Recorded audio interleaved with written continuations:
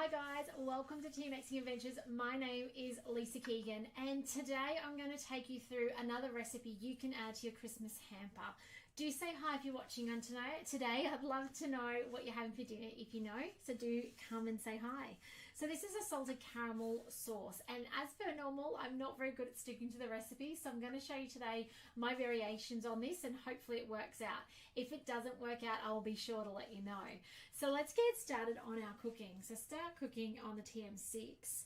This can be made on a TM5, TM31 or another thermo cooker, so don't feel like you have to have the Thermomix. So the first thing I ask for is 80 grams of unsalted butter. You could use salted butter because you're actually making a salted caramel sauce, so therefore you could actually leave your salt in the butter and it wouldn't matter, right? So if you only had salted, please don't let that stop you making it. So 50 grams, a little bit more. 81, 80, perfect. Let's click on next. Okay, 130 grams of double cream. Now this is where I'm changing a little bit. Rather than having cream, we're going coconut cream, just to reduce that dairy in there. I can get away with a little bit of butter, but I find that cream can be a bit upsetting for the tummies in my house. So let's give it a go with this. I don't know if it's going to work. In all honesty, I'm going to give it a crack and I'll let you know the verdict later. Okay, so while we're changing ingredients, I don't have dark sugar, but I've got raw sugar. So I am going to put in 50 grams of raw sugar, 50 more grams of caster sugar, which is going to be raw sugar, and then it says 50 grams of maple. So guess what I'm going to do? I'm going to put in 150 grams of sugar. As I said, nothing like, changing the recipes. Somebody called it the other day a GPS.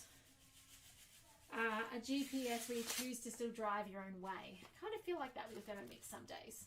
I love that it inspires me. I love that it gives me more recipes to choose from that I can confidently make. But I love that I can also play with it and fingers crossed things work out. Okay, 1 teaspoon of vanilla bean paste. I'm still using my extract from the Caravan. I do need to make vanilla paste though. It is on the to-do list. And 1 teaspoon of salt because of course it's salted caramel. So now I've got the vanilla beans to make that. I'll probably put that on the to-do list soon. So now the lid goes on. Place the simmering basket on top. Ooh, I don't think I've got that in here. Now the reason they're asking for this, and if you've got a TM6 guys, actually use your splash guard. The reason for this is actually so that it can evaporate, so that it can reduce down a bit like you would in a pan on the stove or a fry pan on the stove where it evaporates off the water, it thickens up. So that's why if you don't put one on the top though, it's going to splatter. Okay, you're going to end up with a messy bench. I don't know if anyone's ever made a mistake with jam. Does anyone want to own up to doing that? Where you end up with the jam all over the bench and a nice big pink splatter everywhere. So I will need to put that on at some stage. Actually, I think I've got one. No, okay. I'm going to have to go searching. It's here somewhere. So now this is as simple as this. It's going to cook for 7 minutes on Varoma on speed 2 while you go do other things.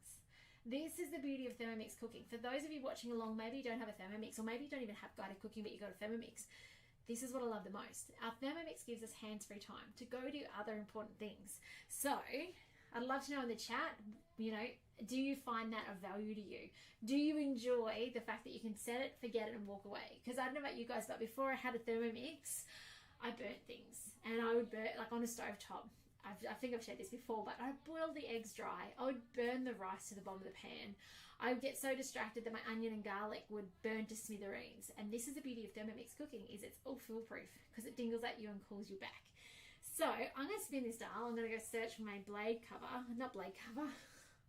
thing on the top, splash guard, and I'm going to come back in 7 minutes and show you. Actually, I'm going to send you a picture. So I'll put up, when I'm done here, I'm going to put up a picture for you guys, show you the final product, let you know what it tastes like, let you know if it thickened up and it worked, because obviously I've changed with the science of this a little bit, and I'll let you know what I think. But this is such an amazing thing to be able to gift somebody. It's also perfect if you just want it on ice cream, those sorts of things as well. So do tell me in the chat as well, one last thing, have you made this before? Have you made a caramel sauce and what did you think? So otherwise guys, it's a quick one today. Take care. Thanks for saying hi, those of you who have popped on, and I will see you tomorrow afternoon for some more recipe inspiration in your Thermomix. Take care and we'll see you then guys.